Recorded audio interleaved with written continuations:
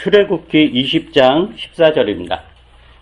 출애굽기 20장 14절 10계명 중에서 7번째 계명을 오늘 나누도록 하겠습니다. 20장 14절 제가 읽겠습니다. 간음하지 못한다. 지난번 6번째 계명인 살인하지 못한다처럼 굉장히 간결하고 선언적인 내용이죠. 간음하지 못한다.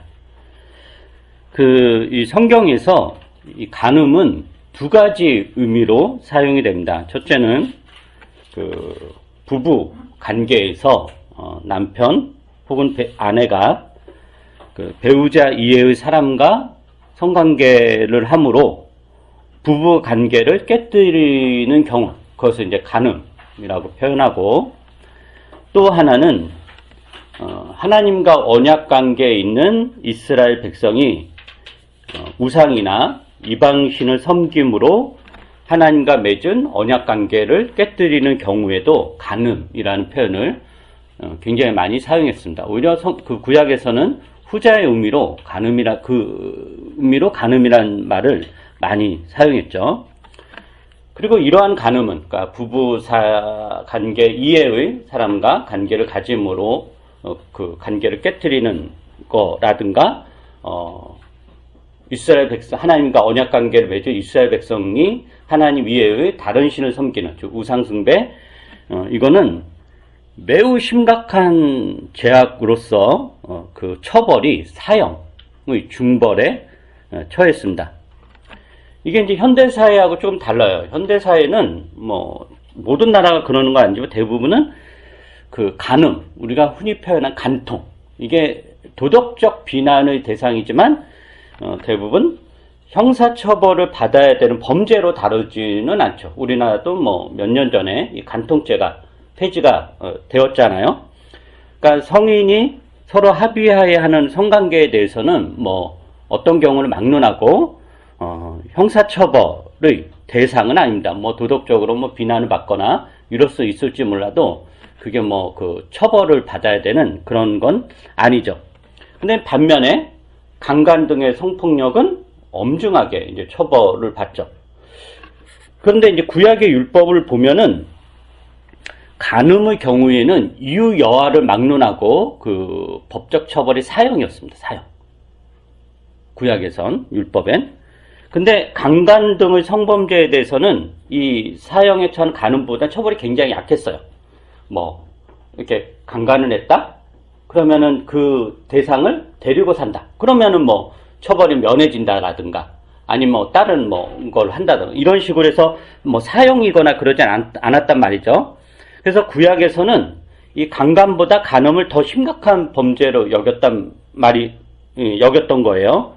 그게 옳으냐 그르냐가 아니라 어떻게 구약의 세계에선 그랬다라는 거고, 그리고 이제 또 구약에서 하나님께서 이스라엘 백성들과의 관계에서 굉장히 경노하고 진노하고 분노를 표하는 경우가 종종 있잖아요. 근데 그 경우에 대부분은 이스라엘 백성들이 하나님을 버리고 우상을 섬길 때, 그걸 이제 간음이라고 하는데, 그럴 때 하나님께서 매우 극렬하게 반응하고 진노했다라는 것입니다. 그러면 왜 성경은 이 간음을 이렇게 심각한 범죄에 여겼을까라는 거죠. 오늘날의 어떤 법 기준과는 달리 왜 하나님은 이렇게 여겼을까? 네, 그 이유는 그 10계명의 성격을 보면 우리가 알 수 있어요. 10계명은 하나님께서 이스라엘 백성과 언약을 맺으면서 주신 계명이잖아요. 이집트 땅에서 수백 년간을 노예 생활을 하고 있었던 그 이스라엘 백성들을 하나님께서 아브라함과의 언약을 기억하사 거기서 해방시키고 가나안 땅으로 들이시면서 그 가나안 땅에서 하나님과 그 노예 생활에서 해방된 그 이스라엘 백성들과 언약을 맺죠. 계약을 맺는단 말이에요. 그리고 그 계약을 맺으면서 나는 너희들한테 이런 하나님이고 나는 너희들을 이렇게 대할 테니까 너희들은 나한테 이렇게 대하라 라고 한 내용이 이 계명입니다. 이게 이제 10계명이다 라고 하는 거죠. 그래서 하나님과 이스라엘 백성의 관계는 굉장히 특수한 관계입니다. 그것은 이제 언약 관계, 계약관계라고 하죠. 근데 이 언약관계라는 것은 어떤 이야기냐면은 두 당사자가 서로에게 책임을 다하고 충실해야 된다라는 것을 전제합니다. 그러니까 하나님은 이스라엘 백성들에게 책임을 다할 것이고, 즉 하나님은 성심성의껏 당신의 뜻을 다하여 이스라엘 백성들을 사랑할 것이고 충실하게 대할 것이고, 반대로 그 이스라엘 백성들 역시 하나님에 대한 책임을 다해야 된다는 것, 즉 이 언약관계를 맺어졌다라는 것은 하나님과 이스라엘 백성이 서로가 서로에게 책임을 다하고 충실해야 된다라는 것을 전제합니다. 그러니까 신의를 지켜야 되는 거죠. 신의를. 그리고 이 계약관계, 언약관계라는 것은 하나님과 이스라엘 백성의 관계는 독점적이고 배타적 관계다라는 것을 뜻합니다. 이 관계에 다른 것이 끼어들 여지가 전혀 없죠. 원래 이제 계약이라는 게 그렇잖아요. 집 계약을 하더라도 내가 이제 어느 집하고 이렇게 뭐 전세라든가 매매로 계약을 했으면 그거는 굉장히 독점적, 배타적 관계잖아요. 근데 그 중에 하나가 뭐 다른 집과도 또 계약을 한다거나 그러면은 아니 그 위배가 되는 거잖아요. 그러면 이제 뭐 위약금 물기도 하고, 그러니까 이 계약이라는 건 굉장히 독점적이고 배타적 관계인 거죠. 그러니까 이런 독점적이고 배타적인 관계로서 이 관계에 다른 것이 끼어들 여지가 전혀 없는 관계가 하나님과 이스라엘 백성의 관계입니다. 그런데 왜 이스라엘 백성이 우상을 섬길 때, 우상을 섬기고 이방신을 섬길 때 그 예언자들, 선지자들이 이 간음하는 백성들 하면서 간음이라는 이름으로 왜 정죄를 했는가? 다르게도 정죄할 수 있잖아요. 간음이라는 표현을 안 쓰고 다른 말로도 정죄할 수 있는데 계속 간음이라는 표현을 쓰면서 이스라엘 백성들을 정죄하고 하나님이 진노했단 말이죠. 그럼 그 이유는 뭐냐면은, 여러분 구약을 보면 이스라엘 백성이 단 한 번도 하나님을 버리거나 하나님을 잊어버리거나 개종을 한 적은 단 한 번도 없어요. 무슨 말이냐면은 이제 내가 이제 지금까지 이제 불교를 믿었어요. 근데 이제 내일부터 개종을 해서 나는 이제 기독교로 혹은 이슬람교로 이렇게 천주교로 이렇게 개종을 한 그런 맥락에서 이스라엘 백성들이 종교를 바꾸거나 하나님이 아닌 바알을 섬기거나 이런 적이 한 번도 없어요. 그럼 이스라엘 구약을 보면은 이스라엘 백성들의 우상 숭배라든가 이런 건 다 뭐였냐면은 하나님은 여전히 섬겨요. 성전도 유지하고 제사도 드리고, 그런데 그 하나님만으로는 성이 안 차는 거예요.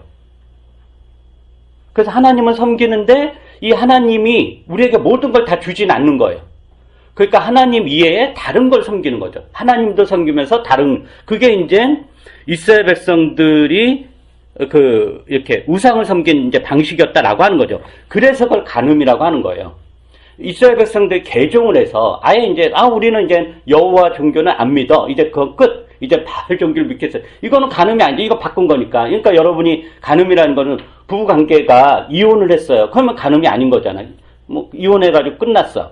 그래서 딴 사람과 살아. 그건 간음이 아닌 거잖아요. 간음이란 표현은 내가 이 관계, 이 독점적, 배타적인 관계를 유지하면서 여기에 다른 관계를 끼어드는 게 그거거든요. 그러니까 이스라엘 백성의 그런 우상 숭배에 대해서 왜 간음이라는 식으로 계속 정죄를 했냐면은 단 한 번도 이스라엘 백성들은 하나님을 떠난 적이 없는데 그 하나님만으로는 만족이 안 되니까 이 신도 섬겨보고 저 신도 섬겨보고 했던 거다라는 겁니다. 그런 맥락에서 간음이다라고 하는 거죠. 그러니까 이게 다시 이야기 부부관계로 비유하면 서로 이혼을 하고 갈라서서 다른 사람 만나서 살림을 차린 것이 아니라 부부관계를 유지하면서 바람을 필 거죠. 계속 바람을. 이것이 이스라엘 우상 숭배이고 하나님과 언약관계 깨뜨린 것이고 성경은 이것을 간음이다. 이스라엘의 간음한 거다라고 계속 정죄를 한 거예요. 근데 왜 이게 하나님과 이 백성과의 관계잖아요. 근데 왜 이것이 부부간의 관계에서 일어날 수 있는 간음과 이제 어떤 관련인가? 부부간의 관계와 하나님과 이스라엘 백성 관계를 간음이라는 맥락에서 일탈을 그 간음이라는 맥락에서 이야기하는데 어떤 관련이 있냐면은 하나님과 이스라엘 백성의 관계는 언약 관계이고, 언약 관계는 다른 말로 하면 독점적이고 배타적 관계입니다. 독점적이고 배타적 관계. 그런데 이 독점적이고 우리가 이제 다양한 인간관계에서, 수많은 인간관계에서 독점적이고 배타적인 관계를 가장 원색적으로 잘 드러내주는 관계가 뭐냐면은 부부 혹은 커플 관계입니다. 사실은 부모와 자녀 간의 관계, 친구와 친구 관계, 선생과 그런 제자의 관계, 이런 관계 나름대로 계약 관계일 수 있지만 그건 배타적이고 독점적이지 않아요. 예를 들면 친구 관계라는 게 내가 A라는 친구랑 내가 되게 긴밀한 관계를 가져도 거기에 다른 사람 다 끼어들 여지가 있죠. 그 끼어드는데 그걸 이상하게 생각하는 게 이상한 거지. 그죠? 부모와 자식도 배타적 독점적이다. 왜냐면 어차피 자식은 떠날 거고, 쉽게 부모를 버린단 말이에요. 떠난다는 건 버린다는 거잖아요. 그럼 그게 오히려 건강한 거죠. 부모를 버리지 않고 계속 부모 밑에서 있는 게 건강하지 않은 거지, 자식은 부모를 버려야 돼요. 그걸 이제 좋게 표현해서 떠난다라고 하지, 그냥 버리는 거죠. 근데 그게 건강한 거거든요. 근데 부부 관계는 그렇지 않다. 부부 혹은 커플 관계는 그렇지 않다라고 하는 거죠. 그래서 극히 일부를 제외하고는 부부라든가 커플 관계는 서로 독점적이고 배타적인 언약 관계입니다. 서로가 서로에게 충실하겠다라는 언약하에 성립되는 관계죠. 그 관계에 다른 사람 끼어들 여지가 전혀 없다라는 거예요. 그러니까 이 부부라든가 혹은 커플 관계는 하나님과 그 백성의 관계가 어떠하다라는 것을 보여주는 가장 원색적인 관계로서, 이 부부 혹은 커플 관계의 충실성을 통해서 하나님과의 관계에서 충실하다라는 것이 어떠하다는 것을 보여주는 관계예요. 무슨 말이냐면은 부부 관계에서 일어나는 사랑, 질투, 미움, 애정, 다른 사람이 눈 돌렸을 때 신경질이 나는 거, 이런 또 헌신, 의무, 책임, 이런 충실, 이런 관계가 부부 관계 혹은 커플 관계에서 일어나는 건데, 그 관계를 통해서 하나님과 그 백성 관계가 어떠해야 되고 하나님의 마음이 어떠한가를 맛볼 수 있는 거다라는 거죠. 예를 들면 우리가 성경에서 하나님이 질투하는 하나님 이런 표현 쓰잖아요. 그거 보면 잘 이해가 안 되잖아요. 어떻게 그 거룩하신 하나님 무슨 질투를 해? 다 초월을 해야지. 근데 하나님 그렇지 않다는 말이에요. 부부관계의 여러 가지 감정 기제 중에서 되게 중요한 것의 하나가 뭐냐면 질투예요. 질투는 나쁜 게 아니거든요. 독점적이고 배타적인 관계에서 질투라는 감정이 일어날 수밖에 없어요. 근데 그게 논리적으로 설명이 안 되죠. 내가 왜 일어나? 근데 굉장히 핵심적으로 중요한 관계인데, 그 관계가 하나님과 그 백성의 관계에서 일어나야 되는 거다라는 거죠. 그 부부간의 관계에 일어난 질투를 통해서 하나님이 그 백성을 질투한다는 게 어떠하다라는 것을 조금이라도 맛보는 그런 맥락이다라는 것입니다. 그래서 그런 맥락에서 성경이, 특히 십계명이 다른 성적인 어떤 일탈은 간음 말고 다른 게 굉장히 많잖아요. 강간도 있고, 추행도 있고 여러 가지가 있잖아요. 근데 그런 거 다 이야기하지 않고 간음만 이야기한단 말이에요. 십계명에서. 그 간음을 매우 엄중한 죄악으로 다루는 이유는 성경이 무슨 성적인 엄숙함을 지지하거나 성적인 순결이라든가 성관계 자체에 대해 부정적인 태도를 성경이 가지고 있는 게 아니라, 그게 언약관계를 깨트리는 핵심적 범죄이기 때문에 이 십계명 중에서 일곱 번째로 간음하지 못한다라는 것을 넣은 것입니다. 또 하나의 이유는 이런데, 이 십계명은 아까도 얘기했던 하나님과 언약관계를 맺은 이스라엘 백성 공동체를 보호하기 위한 거예요. 그러니까 이 십계명의 목적은 뭐예요? 지금 가나안 땅에서 이스라엘 백성들이 하나님의 나라의 공동체 이루면서 살아가야 되는데, 그럼 그 공동체가 유지되고 또 보호되고 성숙하고 또 발전을 해야 되잖아요. 그러기 위한 기본적인 토대가 뭐였냐면은 십계명이다라는 거죠. 그러니까 십계명의 목적은 공동체를 유지하고 발전시키며 공동체에서 하나님 나라를 이루기 위한 거예요. 그러니까 살인하지 못한다, 이웃의 것을 훔치지 못한다. 거짓 증거하지 못한다. 이 계명이 있는 거예요. 이런 계명이 다 뭐냐면 관계를 파괴하는 거잖아요. 살인을 한다라든가 거짓 증거로 상대방을 이렇게 공경에 빠뜨린다 라든가 도둑질을 한다든가 이게 다 관계를 파괴하는 거잖아요. 뭐 예를 들면 이제 뭐 우리가 이제 중고등학교 때 그 반에서 절도 사건이 일어났다. 그러면은 이제 그 학급이 굉장히 이상해지잖아요. 서로가 서로를 의심하고 믿지 못하게 되고 공동체가 파괴되는 거죠. 그런 것처럼 그 중에 하나가 뭐였냐면 이제 간음이었다라고 하는 거죠. 왜 그 간음이 공동체의 파괴와 관련이 되냐면은 공동체의 가장 기본적인 단위가 무엇이냐면은 가족입니다. 가족. 가장 그 하위 단위가 가장 작은 씨앗 같은 단위가 가족이죠. 근데 가족은 무엇으로 시작하는가? 보통은 두 사람으로 시작을 하죠. 한 사람은 가족이 시작되진 않죠. 두 사람으로 가족이 시작이 돼요. 두 사람이 계약 혹은 언약을 맺고 가족을 시작합니다. 그리고 그 가족 구성원은 그 가족이라는 공동체를 유지하고 발전시키기 위해서 각자 감당해야 될 뭐가 생기냐면은 책임과 의무가 생기는 거죠.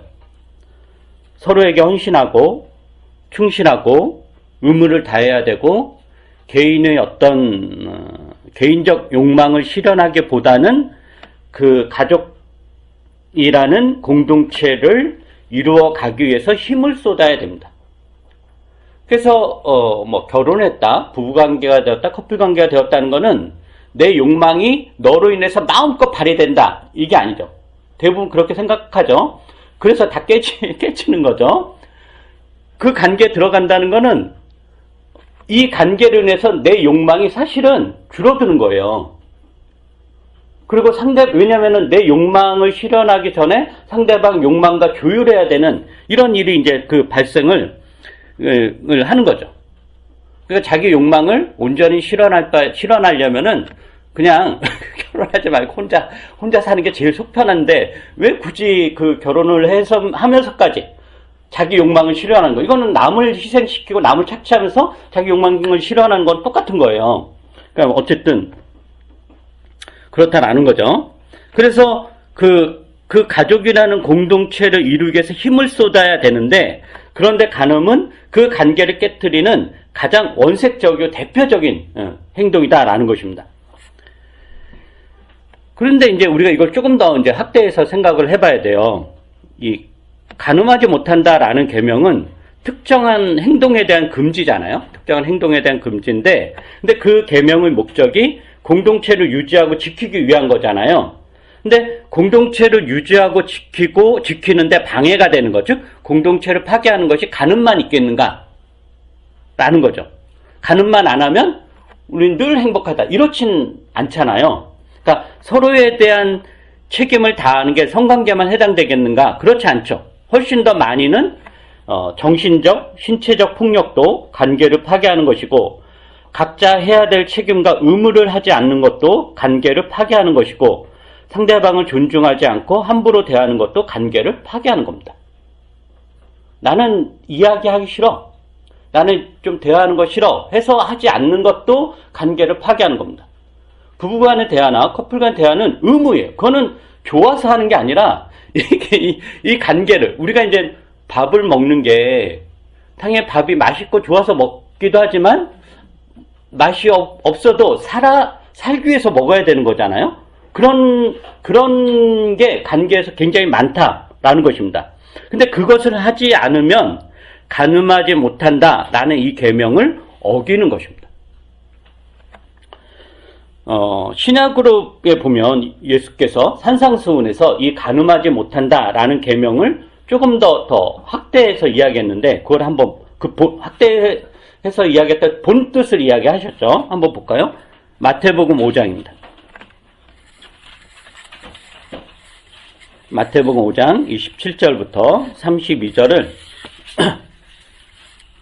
여러분이 한번 읽어보시기 바랍니다. 마태복음 5장 27절부터 32절입니다. 찾으셨나요? 시작. 가늠하지 말아라 하고 말한 것을 너희는 들었다. 그러나 나는 너희에게 말한다. 여자를 보고 음욕을 품는 사람은 이미 마음으로 그 여자를 범하였다. 내 오른눈이 너로 하여금 죄를 짓게 하거든 빼서 내어버려라. 신체의 한 부분을 잃는 것이 온몸이 지옥에 던져지는 것보다 더 낫다.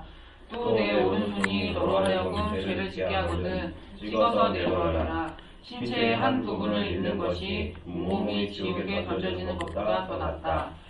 누구든지 아내를 버리려는 사람은 그에게 이혼 증서를 써주어라 하고 말하였다. 그러나 나는 너희에게 말한다. 음행을 한 경우를 제외하고 아내를 버리는 사람은 그 여자를 간임하게 하는 것이요 또 버림받은 여자와 결혼하는 사람은 누구든지 간음하는 것이다. 네, 이 부분에 대해서는 예전 본문은 마태복음이지만 마가복음도 비슷한 내용 나오고 또 산상수훈 설교할 때 제가 굉장히 자세하게 설명을 했으니까 그걸 보시고 간단하게 말씀드리면은 예수님이 간음을 뭘로 여기냐면은 실제 행동으로만 국한하지 않고 마음의 문제를 확대를 하죠. 마음의 문제로. 즉 열매의 문제로 보지 않고 뿌리의 문제로 본 거예요. 그러니까 당장 열매가 없다고 하더라도 뿌리가 살아있으면 언젠가는 열매를 맺는다는 것.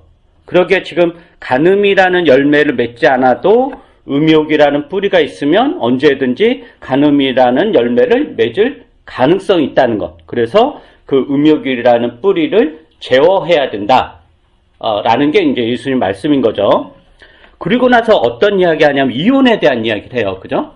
이혼에 대한 말씀을 하시는데 그걸 간음과 어떤 간음과 관련해서 이제 이야기하는데 그럼 어떤 관련이 있냐면은 예수님이 이혼을 어떤 식으로 이야기하냐면은 남편이 아내를 버리거든 이런 표현 버리거든. 그러니까 남편을 혹은 아내를 혹은 파트너를 버리는 행위로 예수님이 이혼을 규정해요. 근데 버린다는 거는 뭐죠? 버린다. 우리가 어느 때 버리죠? 쓸모 없을 때. 그쵸. 쓸모가 없을 때 버려. 쓸모가 없을 때. 더 이상 쓸모가 없을 때, 즉 쓰레기가 되었을 때 버립니다. 그러니까 남편이 아내를 버린다 혹은 그 반대는 더 이상 나에게, 자신에게 쓸모가 없기 때문에 버린다라는 거예요.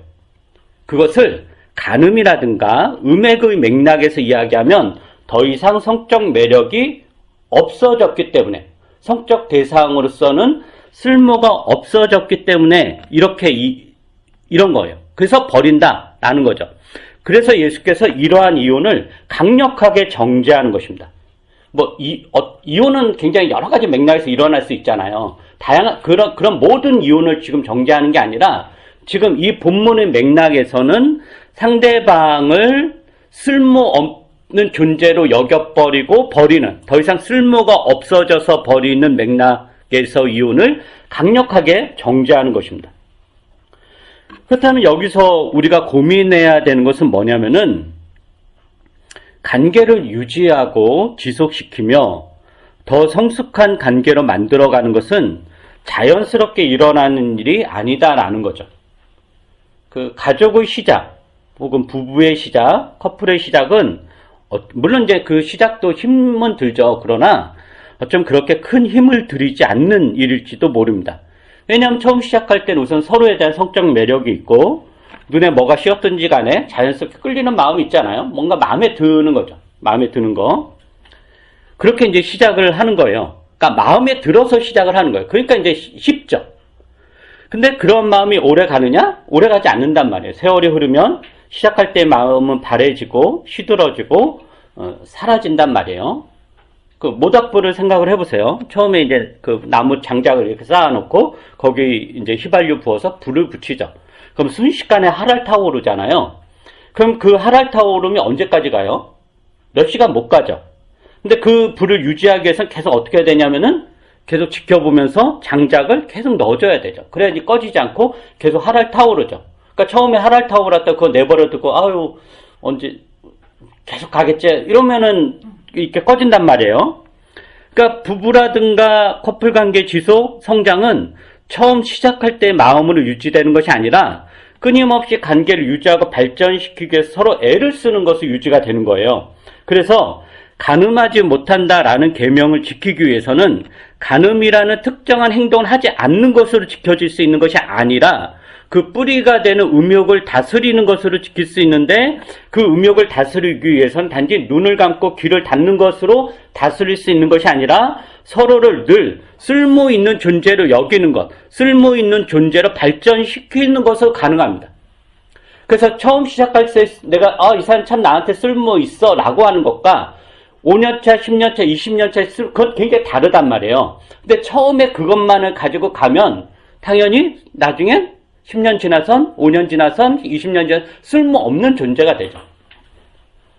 그래서 버릴 수도 없고 안 버릴 수도 없는 그런 관계가 되는, 용기가 있으면 버릴 것이고 용기가 없어서 버리지 못하고 딱 마음을 품는 그런.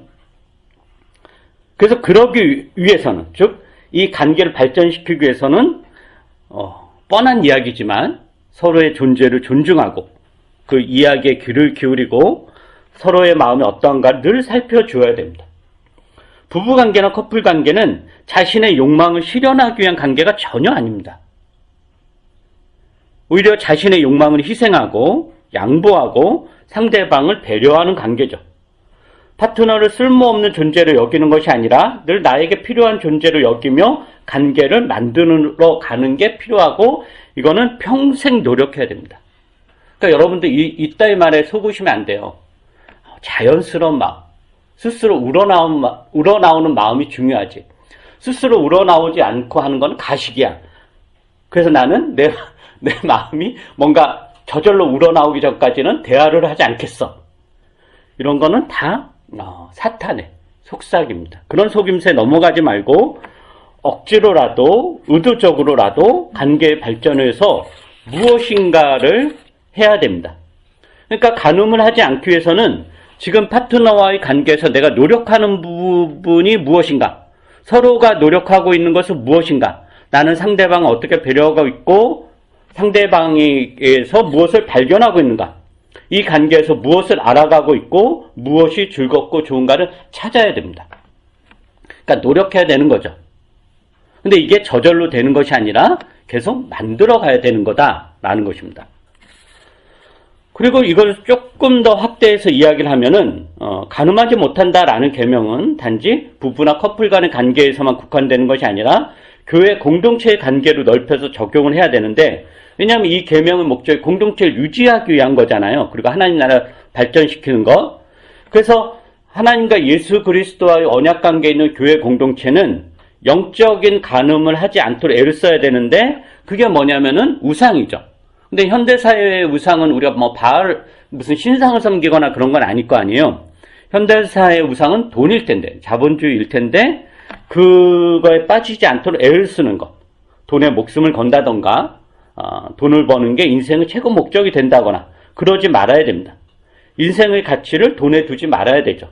돈이 필요합니다만은 그 돈이 우리 인생을 좌지우지할 수 없게 만들어야 되는 것, 그것이 가능하다라는 것을 교회 공동체가, 교회 구성원들이 서로 삶의 모범으로 보여주는 것, 이게 교회가 영적인 간음에 빠지지 않는 하나의 방법일 것입니다. 이런 노력들이 이 교회에 있기를 주의 말씀에 힘입어 권면합니다. 기도하겠습니다.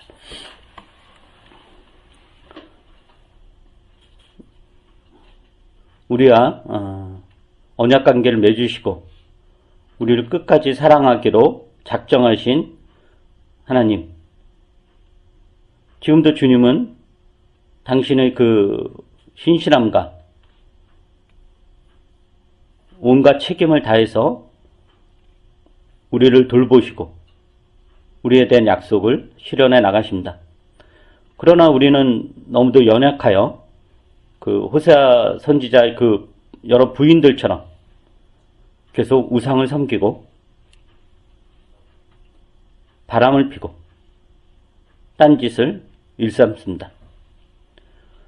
우리의 이러한 잘못을 주님 용서해 주시고 하나님이 우리에게 신실하신 것처럼 우리도 하나님에게 신실할 수 있게 해 주시옵소서. 하나님과의 교제와 하나님과의 만남이 또 하나님과 함께하는 게 즐거운 일이 될 수 있도록 도와주시옵소서. 그런데 이게 저절로 되는 것이 아니라 노력을 해야 되고 애를 써야 되고 힘을 써야 되는 것임을 우리가 다시 한번 확인합니다. 우리가 여러 가지 인간관계에서 그런 애씀이 있을 수 있게 해주시고, 특히 부부 사이에서 또 커플 간의 그런 관계에서 그런 신실함이 잘 유지되어 그 관계를 통해 하나님 나라를 경험하는 그런 일들이 이 교우들에게, 우리 교회 교우들에게 있을 수 있도록 은혜를 베풀어 주시옵소서. 감사드리며 예수님 이름으로 기도합니다. 아멘.